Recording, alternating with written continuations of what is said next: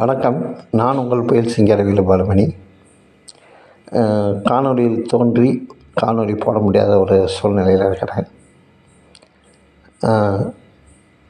என்ன இதுன்னு பார்த்தீங்கன்னா, இப்போ இந்த வீடியோ எதுக்காக பண்ணோம்னா, நன்றி விசுவாசத்துக்கு ஒரு எடுத்துக்காட்டு.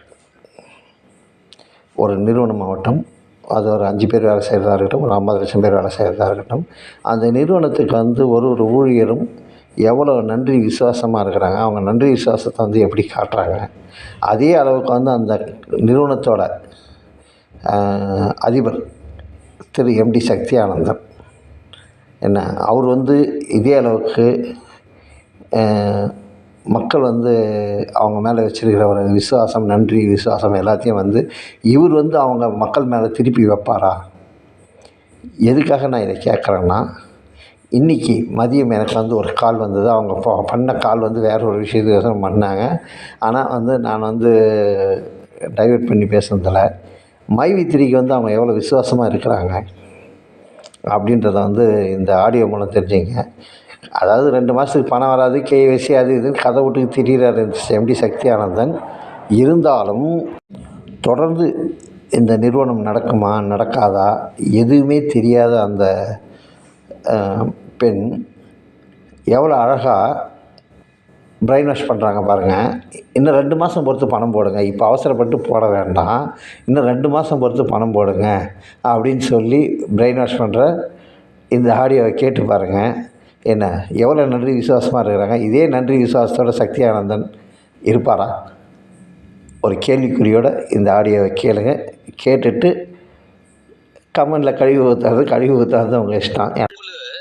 இந்த அளவுக்கு நல்ல பேச தெரிஞ்ச உனக்கு, ஆனா அதை யாருக்கிட்ட பேசணும்னு தெரியல பாத்தியா? நான் எங்கே வேலை பாக்குறேன், என் பிறந்த இடம் வேற இடம். எனக்கு நிறுவனத்தை அறிமுகப்படுத்துறது வேற ஊருக்காரு. ஆனா ஹெட் ஆபீஸ் கோயம்புத்தூர்.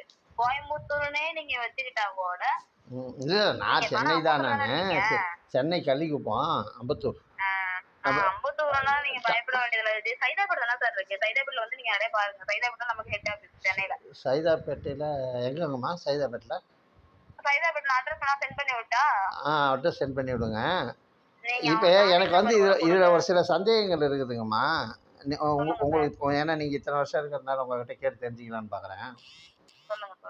அதாவது எப்படின்னு பார்த்தீங்கன்னா, இப்போ நம்ம பணம் கட்டுறோம் இல்லைங்களா, அந்த 360 ரூபாய்க்கு அப்புறம் எவ்வளோ அமௌண்ட்டு கட்டணும்? கம்மியாக அந்த 1,20,000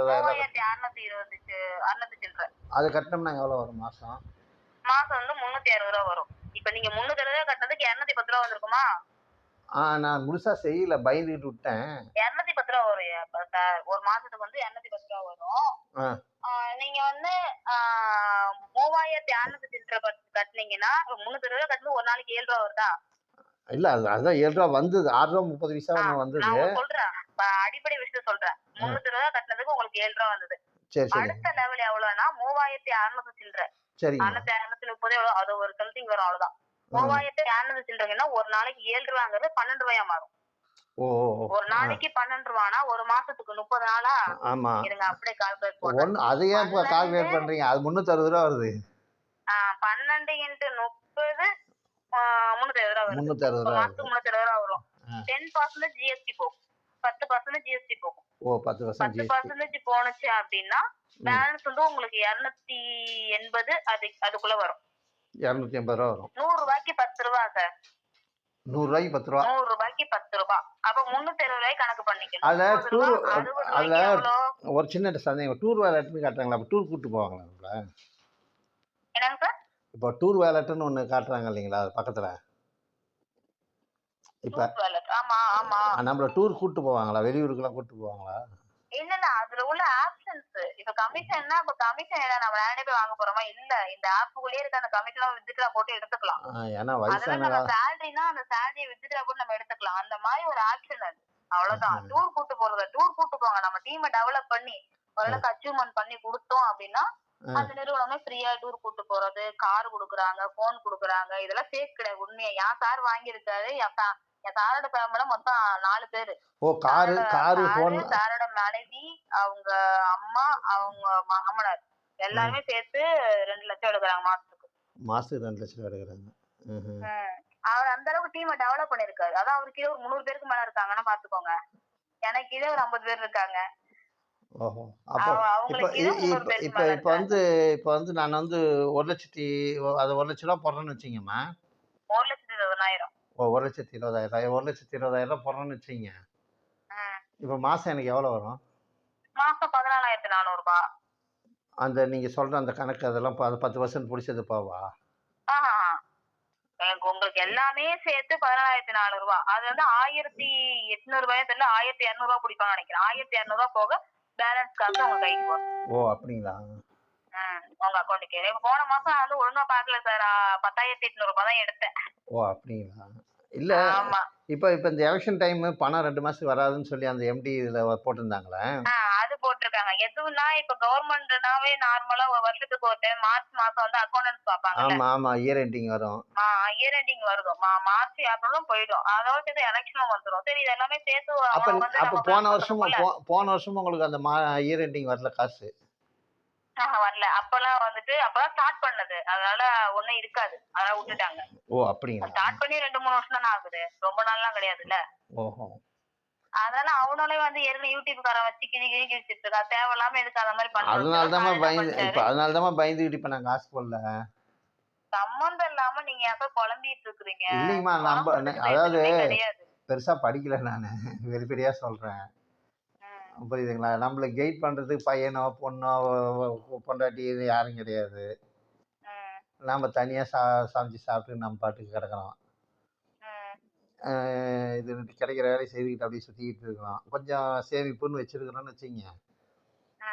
அது பேங்க்கில் வந்து கொஞ்சம் பணம் அமௌண்ட்டு போட்டு வச்சுருக்கிறேன். அது மாதம் உங்க காசு சுத்தி உள்ளவங்க தெரிஞ்சிச்சு புடிச்சு நச்சரிக்கிறது காரணம் அதுதான். ஆமாம் அது இல்லை என் ஃப்ரெண்ட் சர்க்கிளுக்கு வந்து தெரியும். கிட்டத்தட்ட நான் பேங்க்கில் ஒரு 15 லட்ச ரூபா வச்சுருக்கிறேன். அதனால நச்சரிக்கிறாங்க. என்ன சொல்லிடுங்க. ஏன்னா இவனுக்கு குடும்பம் குட்டி கிடையாது. பொண்டாட்டி பிள்ளைங்க எதுவும் கிடையாது. இவன் தனியாக தானே இருக்கிறான். 15 லட்ச ரூபா 15 லட்ச ரூபா இருக்குது. வீடு ஒன்று இருக்குது. அதனால் இவங்க என்ன பண்ணுறாங்க, அதான் சரி எல்லாம் வந்ததுன்னா நம்பரு இப்போ புது நம்பராக இருக்கிறது தான் சரி. நான் ஒருவேளை இந்த எம்எல்எம்க்கு தான் எதாவது கூப்பிட்றாங்களோ என்னன்னு பயந்துக்கிட்டு. அதெல்லாம் கிடையாது சார். நீங்க பயப்பட தேவை கிடையாது. அவங்கள்ட்ட நீங்க சொல்லுங்க. என்னால இப்போதைக்கு முடியாது. கொஞ்சம் பயமா இருக்கு. 2 மாசம் கழிச்சு ஜாயின் பண்ண சொல்லுங்க. இல்ல ரொம்ப ஃபோர்ஸ் பண்ணி அவங்களுக்கு அது இப்படி இது இப்படி சொன்னா எனக்கு அந்த வேலை ஜாயின் பண்ண விருப்பம் இல்ல. நான் அப்புறமா நான் வேற ஏதாவது பண்றதா இல்லை இல்லை இப்போ பண்றேன். உங்கள் அளவுக்கு இப்போ பொறுமையாக சொல்லியே யாரும். உங்கள் அளவுக்கு பொறுமையாக சொல்லியே. இப்போ நீங்கள் இவ்வளோ பொறுமையாக சொல்கிறீங்கல்ல. அது அவங்க அவங்க எப்படி நீ பணம் போடியா பணம் போட்டா உங்ககிட்ட பணத்தை போட்டுருங்க, வாங்கிடுங்க, முடிச்சுட்டு போயிடுங்க. அவங்களுக்கு தேவை கமிஷன். ஒரு கால 1 லட்சம் தான் ஜாயின் பண்ணுச்சுன்னா கமிஷன் மட்டும் 6,000 ரூபாய் வரும். ஓ அப்படிங்களா? 200 ரூபாய் கிட்ட சேலரி இன்க்ரீஸ் ஆகும் மாசம் மாசம். அதுதான் என்ன சொல்றாங்கன்னா 10,000 வாங்குறாங்க இல்லையா? அவங்க 16,000 வரும். 200 ரூபாய் கிட்ட 1000 ரூபாய் கிட்ட இன்க்ரீஸ் ஆகும். ஃப்ரெண்ட் சர்க்கிளில் வரும்போது என்ன பண்ணாயோ என்ன பெரிய இதுன்ற ஒரு 1 லட்ச ரூபா எடுத்து போட மாட்டியா? சொல்கிறமே நம்ப மாட்டியா? இப்படி தான் பேசுகிறாங்களோ இல்லையா? இப்போ நீங்கள் சொல்கிறீங்கல்ல இந்த மாதிரி இவ்வளோ கட்டினா பணம் வருதுன்னு சொல்கிறீங்கல்ல, அந்த மாதிரி யாரும் சொல்லலை. உங்களுக்கு சந்தேகம் இருந்ததுன்னா ஒன்னும் பிரச்சனை இல்லை. சைதாப்பேட்டை ஆபீஸ் நம்பர் தரேன். நீங்க அவங்க போயிட்டு பேசுங்க. டைரக்டா பேசுங்க. அங்க போய் பேசுனீங்கன்னா உங்களை யார் ஜாயின் பண்ண விட்டாங்க கேட்பாங்க. அவங்கள்ட்ட பேசுவாங்க. பேசிட்டு நீங்க அவங்களுக்கு ஜாயின் பண்ற மாதிரி இருக்கும். ஆனா கம்பல்சரி ஜாயின் பண்ணலாம் கட்டாயம் கிடையாது சார். உங்களுக்கு நம்பிக்கை வந்து ஓகே சேரலாம் அப்படின்னு சொல்லி உங்களுக்கு நம்பிக்கை வந்து அதுக்கு பிறகு நீங்க ஜாயின் பண்ணீங்க. மத்தவங்க சொல்றாங்கன்னா நீங்க பண்ணாதீங்க. இப்ப அந்த ஏன்னா சொல்லுங்க. இப்ப வந்து இதுல இது பண்ணோம்னா இப்ப நம்ம பொருள் அவங்க கடையில வைக்கிறாங்க, மளிகை கடை மாதிரி பொருள் எல்லாம் வைக்கிறாங்க இல்லைங்களா? ஏன்னா அந்த இது அதுக்கெல்லாம் வந்து பெரிய டெவலப்மெண்ட் பண்ணணும். அந்த அளவுக்கு நீங்க போகல. இப்பதான் நீங்க ஃபர்ஸ்ட் ஸ்டேஜ்ல இருக்கீங்க. அவங்க எல்லாம் வந்து 15-20 ஸ்டேஜ் தாண்டி போயிட்டாங்க. 90-80% போயிட்டாங்க அவங்க எல்லாம். நான் என்ன நினைச்சேன்னா சரி அப்படியே ஒரு கடை மாதிரி வச்சுக்கிட்டு உட்காந்துக்கலாம்னு பார்த்தேன். வச்சுக்கலாம். நீங்க டீமை டெவலப் பண்ணி அவங்கள்ட்ட காட்டுங்க. நான் கடை ஓபன் பண்ணி நான் கொஞ்சம் ரன் பண்றேன், எனக்கு பண்ணி கொடுங்க சார், நான் தனி ஆளா இருக்கேன் அப்படின்னு சொல்லி கொடுத்தீங்கன்னா. இல்ல இப்ப எனக்கு ஆக்சிடென்ட் ஆனதுல இருந்து நடக்க முடியலமா. நடக்க முடியும். அதனால கடை மாதிரி வச்சுக்கிட்டு வச்சு கூட நீங்க பண்ணலாம். கொஞ்சம் நார்மல் ஆகிங்க காலை சரி. இல்ல எனக்கு ஆக்சிடென்ட் ஆகி 10 வருஷம் ஆயிடுச்சுங்கம்மா. அந்த கால் வலி இருந்துகிட்டே இருக்கான். இப்ப கால் இல்லாம நல்லா தான் இருந்தேன். இப்ப இந்த கேட்ல இடிச்சுக்கிட்டதுனால அந்த முட்டி வலி வந்து ரொம்ப வந்துருச்சு. இப்ப நிர்வாகம் பண்றீங்கன்னா யாருன்னா வச்சு பண்ணுங்க சார், உங்களுக்கு நம்பிக்கையானவங்களா. ஏன்னா நீங்க இல்லைன்னா அதுக்கப்புறம் அவங்க எடுத்து பண்ணணும். அந்த மாதிரி எடுத்து பண்ணுங்க. யாரையும் நம்பிக்கை இல்லாத நபர்லாம் உள்ள விட்டுட்டு உங்களுக்கு இல்லாம ஆக்கிட போறாங்க. நீங்க உயிரோட இல்லை இருக்கிற இப்போ வரைக்கும் உங்களுக்கு செய்யற அளவுக்கு இருக்கும். ஆமாம் ஆமாம் அதுவும் கரெக்டு ஏன்னா தாங்க. தனியானா இருக்கீங்களா, ஆமாம் ஆமாம் யோசிச்சு நிதானமா செய்யற மாதிரி இருக்கும். டக்குனு எடுத்தாலும் கவுதாலும் செய்ய முடியாது. நல்லதுங்க. உங்கள் பேர் என்னங்கம்மா? என்னோட பேரு ஜீவிதா சார். ஜீவிதாங்களா? ஓகேங்கம்மா ஓகேங்கம்மா. நல்லது. எங்கே சென்னையில் எங்கேம்மா இருக்கீங்க? நான் எங்க கிண்டி தான் இருக்கிறேன். ஓ கிண்டி கிண்டி முதல்ல சொன்னீங்கல்ல, மறந்துட்டேன். ஆமா. சரி சரி. அதான் பாருங்க, அவங்க கிட்ட சொல்லுங்க எனக்கு ஒரு 1 மாசம், இந்த 2 மாசம் எ முடியாது. இந்த எனக்கு மாசமும் கொஞ்சம் அடுத்த மாசம் விட்டுட்டு எனக்கு போட கொஞ்சம் முடியாது. வாட்ஸ்அப்பில் டீட்டெயில் கொஞ்சம் எப்படின்னு சொல்கிறீங்களா? மசாஜ் சொல்றீங்களா? அது இல்லைங்கம்மா, நான் இந்த மைவி3 சொல்கிறேன். அது இது வந்து கால் வலிக்கு வந்து அவ்வளோ தூரம் ட்ராவல் பண்ணி வர முடியுமான்னு தெரியல என்னால். நீங்க பரவாயில்ல சார், உங்க உடம்பு பாத்துக்கோங்க, ஒண்ணும் முட்டி பிரச்சனை முட்டி கிடையாது. நான் உங்க கொஞ்சம் டீட்டெயில்ஸ் அனுப்பிச்சு விடுறேன். முட்டி வீங்கி இருக்குதுங்கம்மா. கால் வீக்கணும் ஒண்ணும் கிடையாது. கொஞ்சம் வெந்நீர் வச்சு ஒத்தனை கொடுங்க. வெந்நீர், மஞ்சத்தூள் அந்த இது இதெல்லாம். இந்த தென்னை மரக்குடி என்னன்னு தைலம் இருக்குல்ல, தைலம், லிக்விட் தைலம் தண்ணியா இருக்கும்ல, அந்த தைலம் ஊத்திக்கோங்க, மஞ்சத்தூள் போட்டுக்கோங்க, வெந்நீர் நல்லா கொதிக்க வச்சுட்டு அந்த ஈ கேப்சூல் இருக்குல்ல, இ கேப்சூல். ஈ கேப்சூல் கிடையாது, அந்த ஆவி பிடிக்கிற மாத்திரை, ஆமாம் ஆமாம், கார்வால் கிரீன் ப்ளஸ். கலர், அது கொஞ்சம் கட் பண்ணி ஊத்திக்கோங்க. அதை ஊத்திட்டு ஆவி பிடிக்கணும். அதை வச்சு அப்படியே ஒத்தனை கொடுத்தீங்கன்னு வச்சுக்கோங்க, அந்த ஃபுல்லா வலியெல்லாம் இருக்கும். நான் இந்த தென்னை மரக்குடி என்னன்னு ஒன்று விற்கிது இல்லைங்களா, நாட்டு மருந்து கடையில். அதுவும் கேட்கும் தான். ஆனா அது நாட்டு மருந்துன்றதுனால கொஞ்சம் நாள் போகும், வருஷம் போகும். அது தடவிட்டு இதுதான் கொஞ்சம் அரிசி கழுவுன தண்ணியை வந்து சூடு பண்ணி அப்படி காலில் ஊற்றிக்கிறேன். இதுக்கெல்லாம் கூட நிவாரணம் நம்ம மைவித்ரி ஆப்ஸ்ல இருக்கு சார். நீங்க நேரடியா ஆபீஸ் போங்க, ஏதாவது முட்டு வலி ஓவரா இருக்குன்னு சொன்னீங்கன்னா கண்டிப்பா அதுக்கான மருந்து எடுத்து கொடுப்பாங்க, இல்ல டேப்லெட் கொடுப்பாங்க, இல்ல வந்துட்டு உங்களுக்கு அந்த இப்போ டானிக் கொடுப்பாங்க. இப்போ நாம் நிறைய அதில் விஷயம் காசு இருக்கு. கட்டாமே எல்லாம் வாங்கலாங்களா? மூலிகைதான் இருக்குது. அதில் காசு கட்டாமே வாங்கலாமா நம்ம? காசு கொடுத்தா அந்த பொருளுக்கான காசு மட்டும் நீங்க கொடுத்து வாங்குற மாதிரி இருக்கும். இப்போ நம்ம சாதாரணமாக கடையில் வாங்குற மாதிரி? கடையில வாங்குற மாதிரி. இப்போ அப்ப நீங்க இந்த ஆப்போட நிறுவனம் என்ன விஷயம் எல்லாம் சொல்லி கேட்டீங்கன்னா அவங்க டீட்டெயிலா சொல்லிடுவாங்க. உங்களுக்கு அப்போ ஒரு நம்பிக்கை வந்துரும்ல. இங்கே அம்பத்தூரில் அப்ப clear ஆயிடும். ஆனா நீங்க அம்பத்தூரில் யாருக்கிட்ட ஒரு விஷயம் என்னன்னா, எல்லாமே கொஞ்சம் செல்ஃபிஷா தான் இருப்பாங்க சார். உலகம் அப்படிதான் இருக்கு. நீங்க யாருக்கிட்ட போய் சொல்லி கேக்குறீங்களோ அவங்க வந்து அவங்களுக்கு கீழே வரணும் எதிர்பார்ப்பாங்க. ஏன்னா கமிஷன் 6000 வருதுல்ல. ஆமாம் ஆமாம். அது அப்படி சொல்லலாமா கொஞ்சம் யோசிப்பாங்க. யோசிச்சு நான் சொல்ற காசு நீங்க பண்ணி வந்துருங்க. ஆனா நீங்க நேர்மையா உங்களை யார் ஜாயின் பண்றாலும் அவங்களுக்கு ஜாயின் பண்ணிக்கோங்க. எனக்கு அந்த யூடியூப் பார்த்துதாம்மா கொஞ்சம் பயந்துக்கிட்டேன். பயப்படுறதுக்கு எதுவுமே இல்ல சார். நான் வேலை பாக்குறது என் தம்பிங்களும் சொன்னானுங்க தான். என் தம்பிங்களுக்கு நான் காசு போட்டு ஜாயின் பண்ணி விட்டேன். அவனும் வேலை பார்க்க மாட்டானுங்க.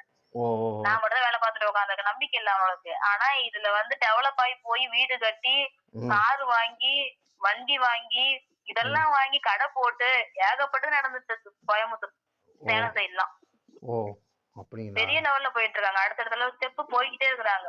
அந்த அளவுக்கு டீமை டெவலப் பண்றாங்க. டீம் டெவலப் பண்றதா நமக்கு காசு. டீம் டெவலப்னா எப்படிம்மா? எனக்கு அது புரியல. டீம் டெவலப் பண்ண உங்கள்ட்ட தொண்டை கொஞ்சம் போக கத்துறேன் இல்லையா? ஓ ஆமா ஆமா.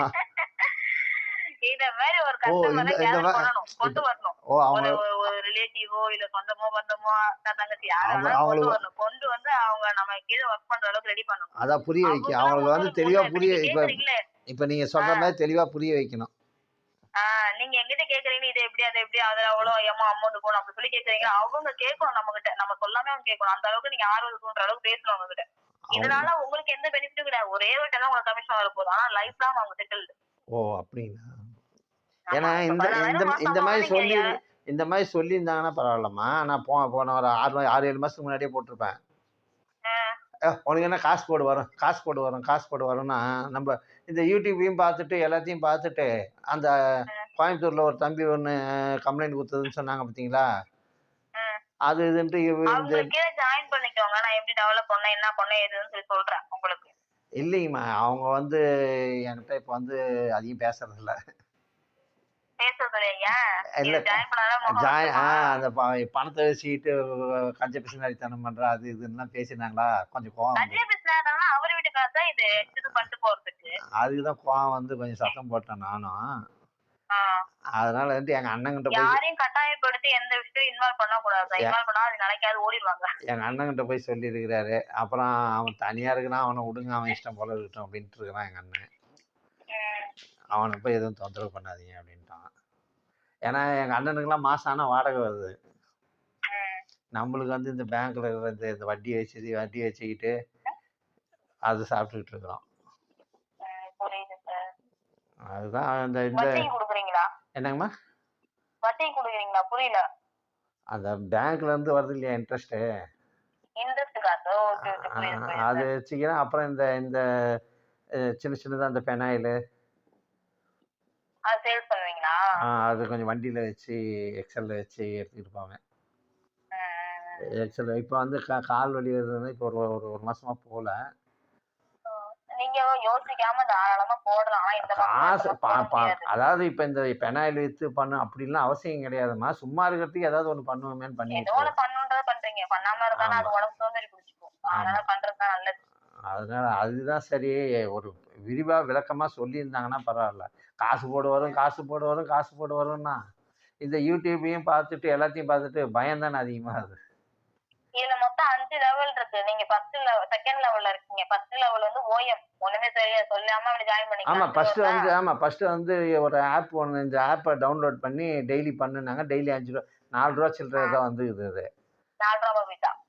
அது ஏதோ வந்தது. அது போட்டப்போ வந்து 46 ரூபாயோ என்னவோ வந்து அது 50 ரூபா தான் ஃபர்ஸ்ட் வித்ட்ரா பண்ண முடியும். செகண்ட் வித்ட்ரா அதான் பண்ணனும்னா 360 ரூபா பே பண்ணா மட்டும் தான் அப்பதான் வரும். கேட்டேன் பேங்க்ல நான். போயிட்டு இந்த மைவித்ரி ஓபன் பண்றோம்னா பேங்க்ல போயிட்டு ஓபன் பண்றோம்னா ஒரு 500 ரூபா காசு கொடுத்தா டெபாசிட் பண்ணானே பேங்க்குக்கு கொடுக்குறான். இவங்க பணம் வந்துட்டு இருக்குன்னு பணமே வரலன்னு இருந்தேன் நான். ஆட் பார்க்காம எப்படி வரும்? உங்களுக்கு வேலை இல்ல இல்ல கொடுத்தா சம்பளம் கொடுப்பான். ஃபர்ஸ்ட் 50 ரூபா சொல்றேன்.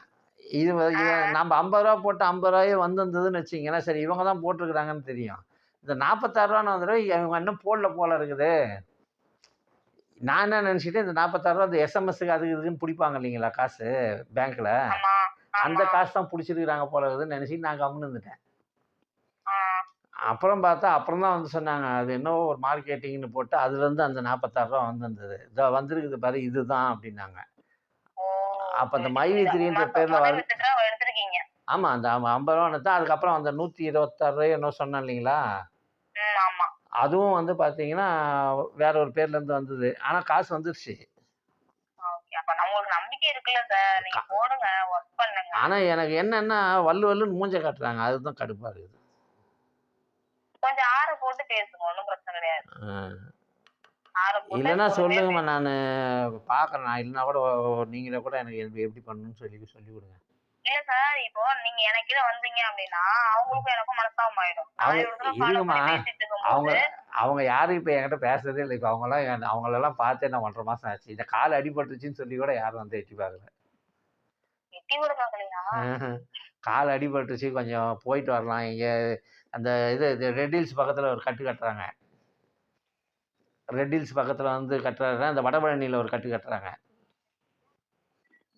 அங்கே போயிட்டு வரலான்னு கூப்பிட்டதுக்கு கூட யாரும் வரல.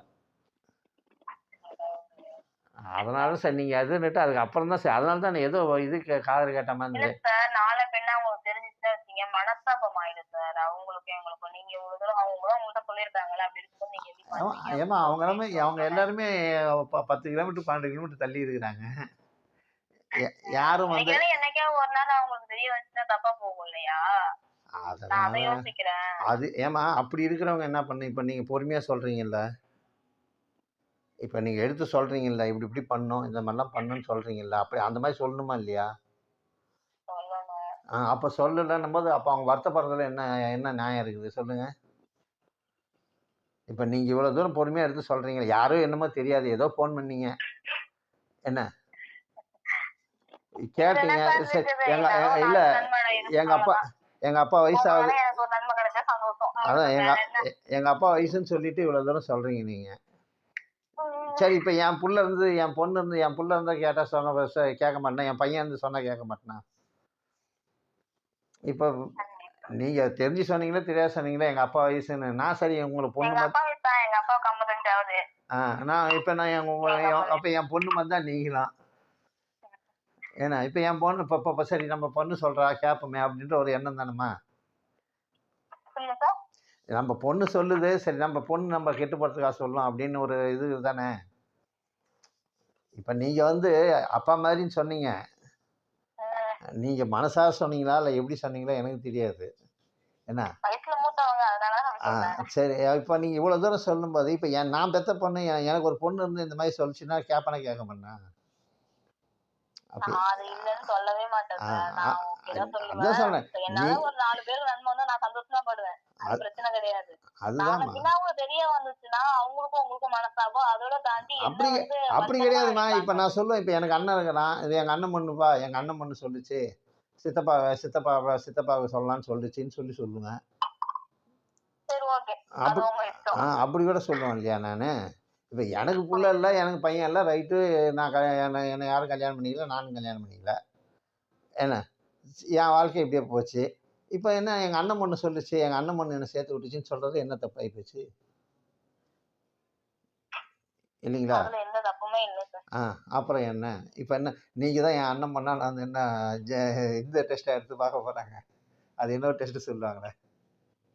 புரியுது, புரியுது. நான் உங்களுக்கு வீட்ல எனக்கு செல்போன் வந்து தண்ணீல விழுந்துச்சு. சர்வீஸ் பண்ண குடுத்துருக்காங்க. ஈவினிங் தான் வாங்க போறேன். சரிங்கம்மா. என்னோட நான் வாட்ஸ்அப் போயிட்டு நம்பரு வந்துட்டு வாட்ஸ்அப் நம்பர் இதுதான். நான் நோட் பண்ணிக்கிறேன் ஆ சார். நீங்க இன்னி போயிட்டு வந்துட்டு ஏன்னா உங்க இன்னியோட டீட்டெயில் அனுப்பி விடுங்க. இன்னியோட ரீசார்ஜ் முடிஞ்சிடும் இதுக்கு. நான் மறுபடியும் வெளியில போய் தான் ரீசார்ஜ் பண்ணணும். ம். என்ன, நீங்க வந்து வாட்ஸ்அப் இது பண்ணுங்க. வாட்ஸ்அப் வரும். ஏன்னா வீட்ல வைஃபை கனெக்ஷன் வச்சிருக்கிறேன். இந்த யூடியூப் ஏன்னா டிவிலாம் வந்து வைஃபை கனெக்ஷன்ல தான் பார்ப்பேன். இப்போ சரிங்க சார். ஐபிஎல் மேட்ச் ஆரம்பிக்குது இல்லைங்களா? ஆமா. அதனால ஃபுல்லா வைஃபை தான் யூஸ் பண்ணுவேன். ம். நீங்க வாட்ஸ்அப் கால் கூட பேசுங்க. அப்படி இல்லன்னா கூட நீங்க வந்து இது பண்ணுங்க நீங்க. சரி. நான் டாக்டர் ஜீவிதானே போட்டு வச்சுக்கிறேன். சந்தோஷம் சார். நல்லதுங்கம்மா. சரி. நீங்க பாருங்க. உடம்பு பார்த்துக்கோங்க. நார்மல் ஆன பிறகு உங்களுக்கு தோணுச்சுன்னா பார்லர் வாங்க சார். கண்டிப்பாம்மா. கண்டிப்பா வரேங்கம்மா. எனக்கு அட்ரஸ் மட்டும் சென்ட் பண்ணி விடுங்க. சரிங்க நான் சார். அனுப்பி விடுறேன். கொஞ்சம் கொரோனா கொஞ்சம் உங்களுக்கு நடக்கிற ஓரளவுக்கு கஷ்டமா இருக்கும் அம்பத்தூர்னா. கொஞ்சம் நடக்கிற மாதிரி ஆச்சுன்னா நான் ஒரு இது எதுனா ஆட்டோ கிட்ட வச்சுக்கிட்டு வரேன். பார்த்து வாங்க. இல்லைன்னா கூட இந்த எக்ஸல் இருக்குது. எக்ஸல் எடுத்துக்கிட்டு வந்துடுறேன் நான். புரியுது சார். நீங்க பாருங்க. நான் உங்களுக்கு பொறுமையா கூட நான் ஒரு 2 நாள் கழிச்சு உங்களுக்கு டீட்டெயில்ஸ் எல்லாமே அனுப்பி விடுறேன். சரிம்மா. எப்படியும் எனக்கு ஒரு பொண்ணு கிடைச்சது. சந்தோஷம் சார். சரி. நான் உங்களுக்கு அனுப்பி விடுறேன். நீங்க பாருங்க. உங்களுக்கு ஓகேன்னு தோணுச்சுன்னா பொறுமையாவே நீங்க ஜாயின் பண்ணிக்கங்க. நம்ம ஆபீஸ் சைதாப்பேட்ல தான் ஆபீஸ் இருக்கு. சரிங்கம்மா. நீங்க அங்க கூட வெரிஃபிகேஷன் பண்ணிக்கலாம். எனக்கு அவங்களோட எப்போ நீங்கள் அப்பா மாதிரி நீங்களே பண்ணி கொடுங்க எனக்கு. சரி. நான் சரிங்களா? வரேன். நான் ஏன்னா சைதாப்பேட்டை ஒரு நாள் ஏன்னா கூப்பிட்டு என் பொண்ணு என்னை ஏமாத்தாதுன்னு எனக்கு ஒரு நம்பிக்கை. அவ்வளவுதான் சார். ஏமாத்தி என்னத்த கொண்டு போக போறோம்? ஒண்ணும் கிடையாது சார். அதுதாங்கம்மா. என்னத்த கொண்டு போக போறோம்? ஒண்ணும் கிடையாது. சரிங்கம்மா. ஆவி போயிடுச்சுன்னா அவ்வளவுதான் ஜடம். அவ்வளோதான். உடம்புக்கு. இருக்கிற வரைக்கும் தான் எல்லாம். இப்போ நான் போன பின்னாடி இந்த காசு எடுத்து யார் தின்ன இந்த போகிறாங்கன்னு யாருக்கு பில்டிங்கு, தெரியும்? பணம், காசு என்னத்த பண்ண போறோம்? இல்லை, ஒண்ணும் அது கிடையாது. யார் எடுத்து சாப்பிட்றாங்கன்னு உட்காந்து வேடிக்கையாக பார்த்துக்கிட்டு இருக்க போகிறோம். ஒண்ணும் கிடையாது. அவ்வளவுதான் வாழ்க்கை. அவ்வளவுதான் முடிஞ்சுச்சு. ஏதோ இன்னைக்கு சாப்பிட்றோம், இன்னைக்கு இருக்கிறோம். நாளைக்கு கதை என்னன்னு தெரியாது. கடவுள்கிட்ட தான் இருக்குது. ஆமாம். இந்த ஈஷா யோகா எல்லாத்தையும் சிவனை காட்டுறாரு. இப்போ அவருக்கே ஆப்ரேஷன் ஆகி பார்த்துக்கிட்டாரு. அது மாதிரி தான் வாழ்க்கை. மனுஷ வாழ்க்கை அப்படிதான். நீங்க பாருங்க. நான் ஒரு 2 நாள் கழிச்சு உங்களுக்கு டீடைல்ஸ் எல்லாமே அனுப்பி விடுறேன். சரிங்க. 2 மாசம் கழிச்சு கூட நீங்க ஜாயின் பண்ணிக்கோங்க சார். அந்த சரிங்க. அமௌண்ட்ல. ஏன்னா அவசரப்பட்டு எதுவும் பண்ண வேண்டாம். நீங்க நானே ஃபர்ஸ்ட் சைதாப்பேட்டை போயிட்டு நீங்க பார்க்கணும். பார்த்துட்டு அதுவே பொறுமையா நீங்க ஜாயின் பண்ணிக்கோங்க. சரிங்கம்மா. அந்த வலிக்கு நீங்க கேட்டுக்கோங்க. அந்த வலிக்கு மருந்து கொடுப்பாங்க. எல்லாமே செய்வாங்க. ஏன்னா இப்போ இந்த தென்னை மரக்குடி எண்ணெயும் ஜண்டு பாம்பும் தான் போட்டுக்கிட்டு இருக்கேன். ஐயோ. நான் சொன்ன மாதிரி மஞ்சள் தூள், உப்பு, அந்த தைலம் கொஞ்சம், அந்த மாதிரி அந்த ஆவி பிடிக்கிற அந்த லிக்விட் எல்லாத்தையும் மிக்ஸ் பண்ணிட்டு வெந்நீர் வச்சு கொதிக்க வச்சு ஒரு சின்ன பாத்திரத்துல இல்ல பெரிய பாத்திரம் கொதிக்க வச்சு துணி வச்சு ஒத்தனை கொடுங்க அந்த முட்டையை சுத்தி. சரிங்கம்மா. சரி. வெதுன்ற கூடாது. ஓரளவு கொஞ்சம் சூடா இருக்கணும் வெந்நீர். அதான் நம்ம உடம்பு தாங்குற சூடு. உடம்பு தாங்குற அளவுக்கு சூடு பதம் இருந்தா போதும். ஒத்தடம் கொடுத்து நல்லா தூங்க போற நேரத்துல வெந்நீர் கொடுத்து ஒத்தடம் கொடுத்து நீங்க தூங்கிட்டு காலையில இருந்தீங்க நல்லா ரிலாக்ஸா இருக்கும். சரிம்மா. சரி. அந்த தண்ணியிலே கூட நீங்க குளிக்கலாம். ஒண்ணும் செய்யாது. நல்லா இருக்கும். சரிங்கம்மா. சரி. வைக்கட்டுமா சார்? ரொம்ப நன்றிங்கம்மா. நல்லதுங்கம்மா. நல்லது. நன்றி.